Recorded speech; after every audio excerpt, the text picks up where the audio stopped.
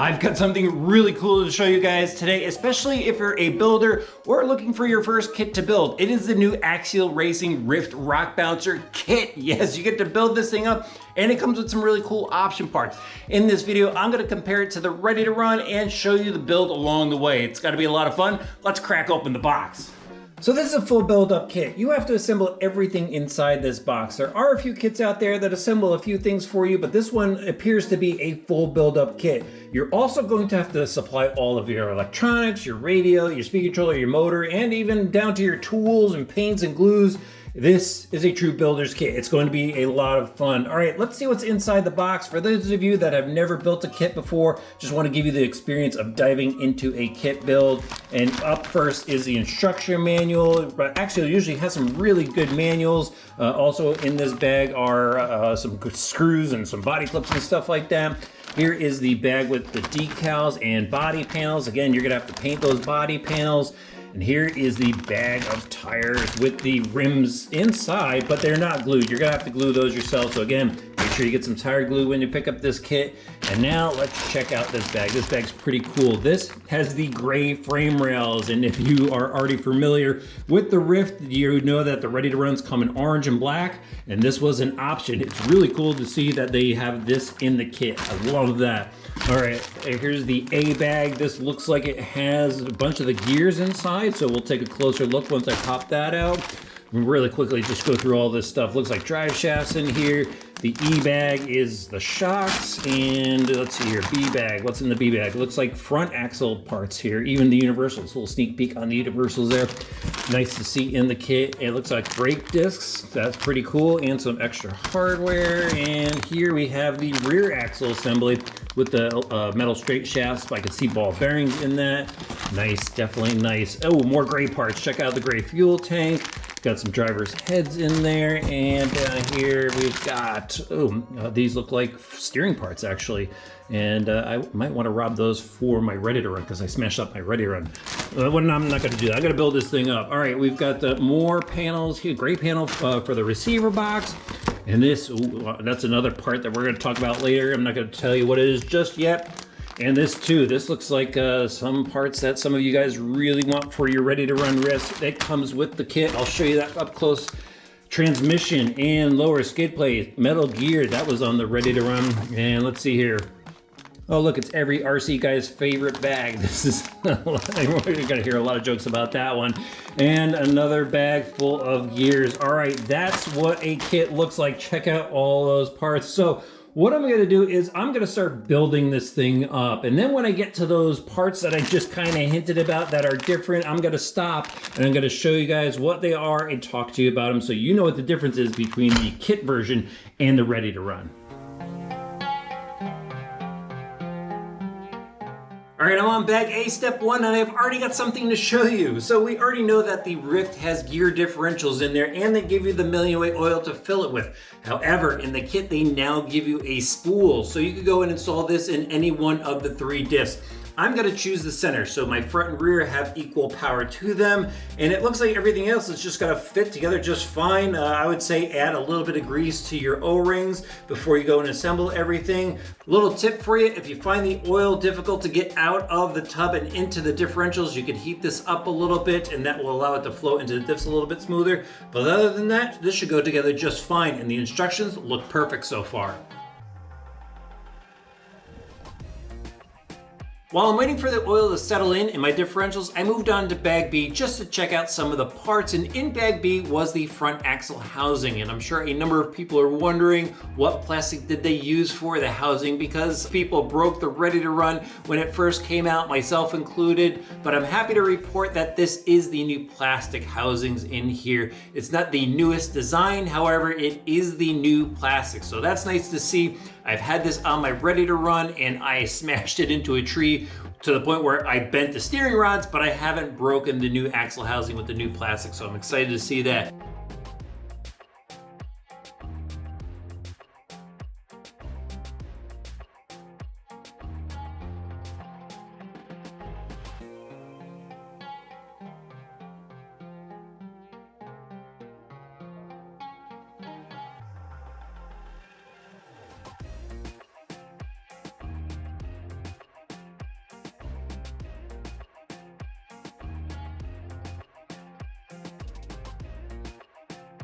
I've got my front and rear axles assembled. They went together really well. I did, however, notice that the gear mesh is tight in the differentials, and I'm assuming that they're going to break in. I'd rather see them tight than too loose from the factory. Now I'm on to the bag of links, and I noticed that in the bag they have the plates now for the trailing arms, these aluminum plates, which really make these arms nice and rigid. I've seen some people on the ready to runs break them right here, so these plates will eliminate that. That's a nice addition to the kit.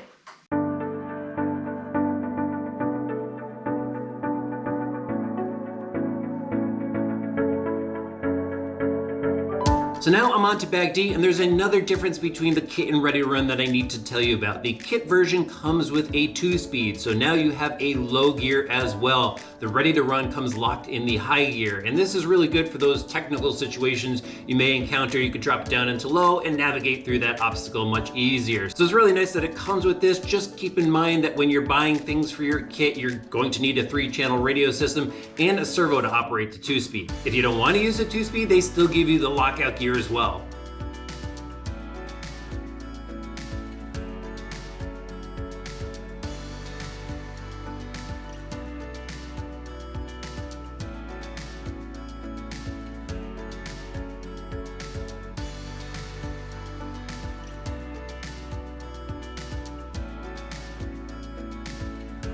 I've got the transmission just about wrapped up. Everything went together nice and smooth. There is one thing, however, I do need to talk to you about, and that is the servo for the 2-speed. Now, they give you the servo saver that we've seen in other Axial kits before. However, they don't give you the spline adapter. That comes with the Spectrum servo, and I know there's a bunch of people out there that rather choose their own servo, so I want to give you the heads up that that spline or an option isn't available in the kit. So just a heads up there.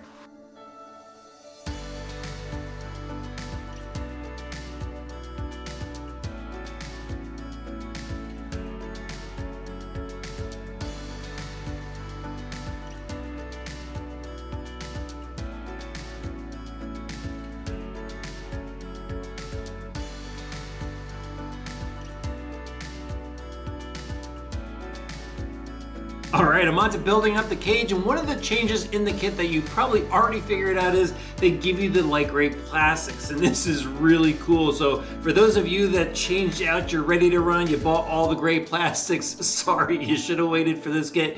Who would have known? But anyway, these are really cool because you could actually dye them as well. So if you wanted to go and change this to blue, you'd be able to get a pretty large pot, put this in there, and dye the plastics blue. So you know, it just opens up the options, but I really like the gray. I think I'm gonna stick with it for now. And I think my customizing will come in just on the body panels. I can't wait to see this thing together.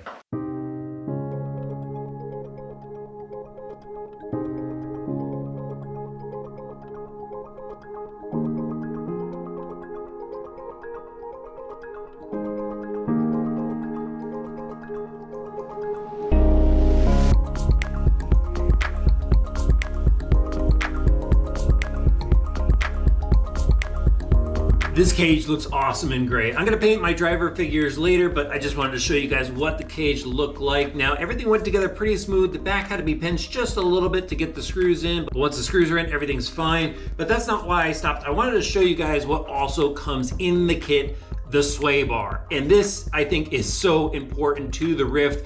I added this to my Ready to Run. I didn't even have an off-the-shelf sway bar kit. Axial sent me a bunch of parts to put it together. And once I installed this on my Ready to Run, it was a whole new animal, really easy to control. So I'm really excited that they included this with the kit.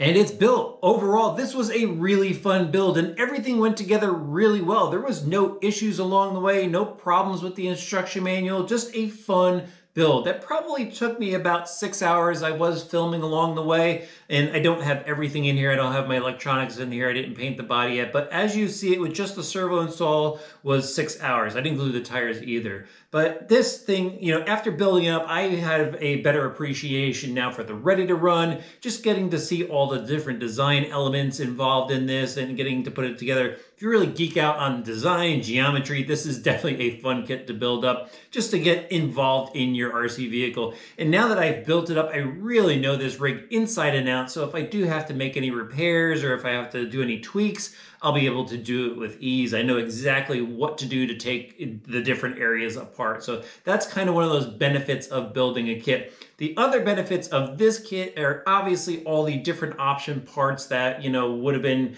an aftermarket purchase on the ready to run come stock here, like the sway bar. The sway bar, I put out a video before for the ready to run that said that sway bar is a must. Any sway bar is a must for this. And I'm happy to see it on the kit. The other cool thing is the rear trailing link plates that go on the trailing arms. Really nice to see those there. Although I didn't break mine or bend mine, I have seen it happen, and it's nice that those plates are on here. Something I really want to get for that rig over there before I run it again, because I have been going wild. The other thing is, it's cool to see that they have the right plastics on the axles here. Again, it's not the next gen design, but these axles, I've had good luck with the axle on the front of that. That's the revised plastic. Actually, the rear axle still has the original plastic on it, so I haven't broken that yet through all the driving I've done in the winter and in the spring. So again, I think it kind of depends a bit on how you treat the vehicle. If you're launching it, sending it over buses and stuff like that, yeah, you're probably got to break something still,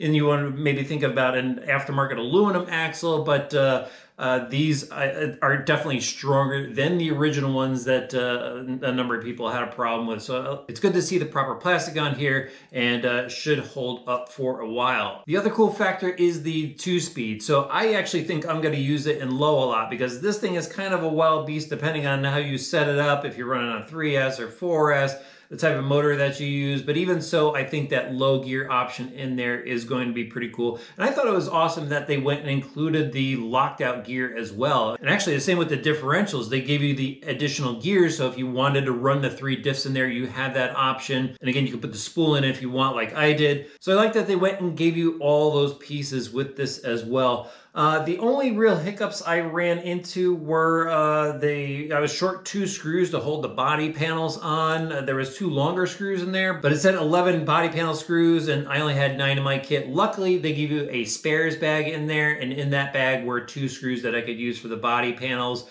In the instruction manual, you know, usually you could lay a tie rod down on top of the manual and it's the same size, it's scaled to the tie rod. This wasn't the case here.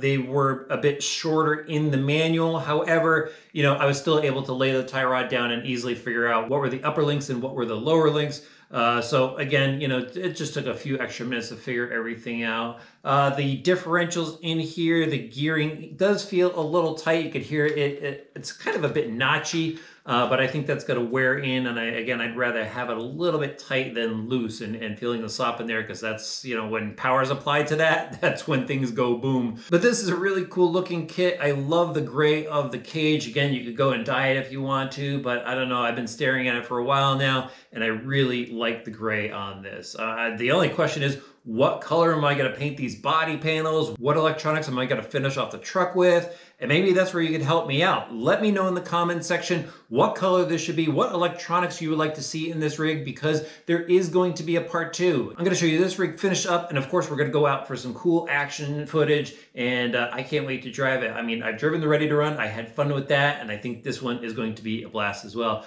All right, if you haven't done so yet, please click that subscribe button and the notifications bell. Throw the video a like. If you have any other questions or comments, throw in the section below. Links will be in the video description, and we'll see you back soon for some more RC Driver videos.